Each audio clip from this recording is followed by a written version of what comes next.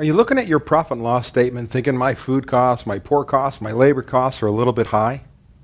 What if I told you there's a chance they're not high, it's how you're reporting the information you put in your POS system? Let me show you how we can fix that. Hello, this is David Scott Peters with TheRestaurantExpert.com, and I know that tracking your sales on a daily basis and how the money comes in is extremely important, because without cash controls, we have a culture where the details don't matter, right? I got to care about every penny. But with that said, we so focus in on the sales, and we bring them in, but we have practices in our point of sale system that are often, well, wrong. So for instance, when somebody comes in the door and you want to take care of them, do you comp it or do you avoid it? When there's a mistake made in the kitchen, do you comp it or do you avoid it? All too often I see a common mistake that people set up their point of sale systems choosing to void items that should be comped. Well, the only way to know if you're doing this is understand the difference of how we track a void versus a comp. Well, a void is extremely important to understand that when I look at that, this is any item that has not been made and not been delivered. So let's say Sally, the server, makes a mistake, double orders an item, runs back to the kitchen, don't make that! Right? No harm, no foul. Manager walks over, swipes the manager card, voids it from the transaction. It never happened. Well, what if a customer walks in, my steak is burnt. I don't want this, I need a new steak.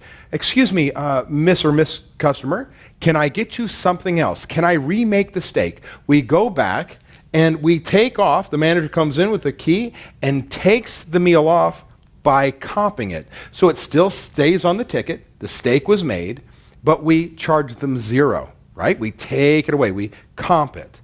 The new dish pops on there, whether you comp it or charge for it, it's a whole nother story. But this item was actually made and delivered. There is a chance that I could have made this, made a mistake, burnt the steak, caught it beforehand, and if I do, guess what? It goes on a waste sheet, right? There's a comp and an item gets put on the waste sheet. Why is this important? Well, if we're tracking our cost of goods sold, our labor cost, we're paying attention to our prime cost. Remember, total cost of goods sold plus total labor cost, prime cost. I need to measure it off of gross sales, before discounts, not including sales tax. So if I comp something, and there's a $10 burger and I comp $5, $10 is going to show up in gross sales. My food cost is going to be accurate. What if I void instead of comping?